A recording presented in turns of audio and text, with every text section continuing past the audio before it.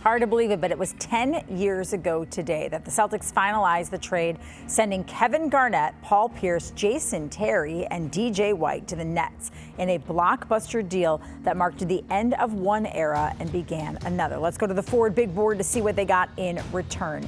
James Young obviously didn't exactly work out, but the Celtics did use the number 3 pick that year to take Jaylen Brown in 2016.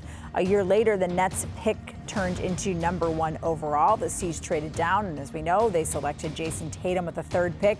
Then they traded the 4th and final Nets pick as part of a package for Kyrie Irving. And in the 10 seasons since that trade, the Celtics have done a lot of winning.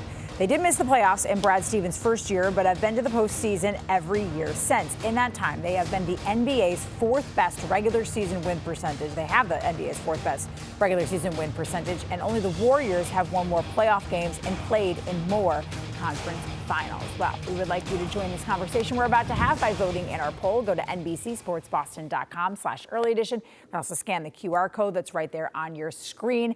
What would you say about the Celtics decade since that big trade? Better than I hoped for, about what I expected, or should have won a title? I voted should have won a title. I'm with 77% of the people voting in this poll right now, Chris Gasper, because when you look at everything that they did, and I know that Jason Tatum and Jaylen Brown are still young, but they did bring in at one point, again, I guess they got hurt, but they did bring in Gordon Hayward and Kyrie Irving and Al Horford now twice. Yeah. There were moments and times where they had a chance to get over that hump, and they just haven't been able to. So was the evaluation based on what we know these last 10 years have been, or what we thought 10 years ago today when they made this trade? Good question. Oh, I was wondering the exact same thing. That's because if it's 10 years ago when we made this trade, I'd say better than expected, because you were moving on. What you know right now. Okay, if it's what you know right now, yeah, of course they should have won a title. I mean, they should have beaten Golden State in the final. If you get just a representative performance from your franchise player in Jason Tatum, who's still growing, still learning, one of the better players in the league, no question about it, but I don't think he fully deserves the franchise player tag at this point, because he's not there yet. And if he was there yet, there'd be banner 18 in the Garden. If you just got a representative performance from him in the finals, then you have a championship. So it's been disappointing. They've come really close. I think we all thought when LeBron left the East that they were positioned to be the team that was going to win a championship out of the East, and Milwaukee has done it. And so when you look at it, I would say it's disappointing in that regard. But I would say if you go back 10 years, the way these picks panned out, the pick that was Kyrie Irving turned out to be Colin Sexton. Nice player, but I would definitely gamble to bring Kyrie Irving in instead of that. I think it worked out pretty well for them overall. I'm going to choose to give the answer that I was prepared to give, which is how I looked at it 10 years ago. And I was not expecting them to hit the way they hit on these draft picks. And they've struck gold with these guys.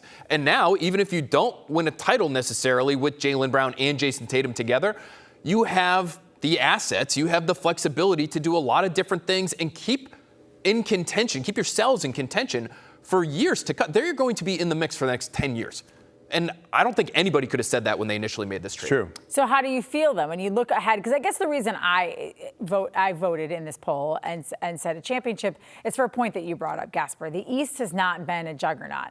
Like, they have owned the Philadelphia 76ers. They've gone toe-to-toe with Milwaukee. LeBron James isn't here anymore. You could argue that talent-wise, and we have a number of times on this show, that for the last couple of years, the Celtics have been the most talented team on the floor. And so to not have a championship to show for that, to me, that's where the disappointment comes in. But I guess I'm just not as sneaky smart as the two of you. I didn't think about how I felt about the trade in 2013. Well, what I'll say, because I really agree with Because then I would say better than I expected. Better than you expected. Because you just got a bunch of picks and you did all those picks with them. Yeah, and you got 2 All-NBA players with those picks. That's about as well as it can go. I mean, and they weren't 1 overall either. Exactly. I mean, they traded down from 1 for Tatum, and they completely bilked the 76ers into taking Fultz. But look at who you were competing with. Who that team, that Celtics team in the beginning was competing with, the Pierce, Garnett, Allen Celtics, the Pistons. How long have the Pistons been bad? Where are the Pistons at? Have the Pistons bounced back? No. And the whole idea of Danny doing this deal was we're going to turn the page and we're not going to completely bottom out,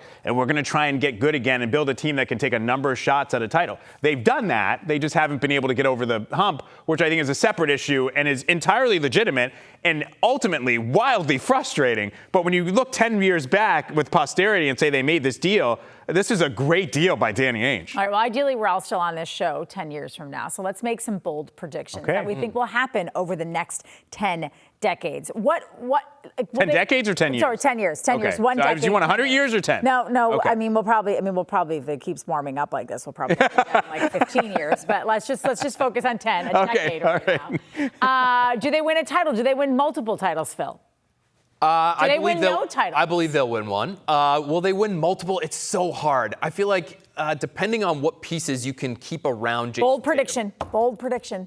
I'll say they win more than one. Because you know what? Generally speaking, the great teams in the NBA, they are always back in it.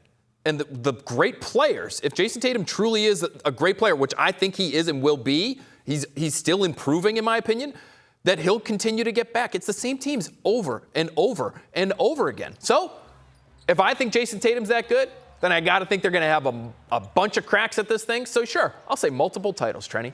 Yeah, you talked him into that.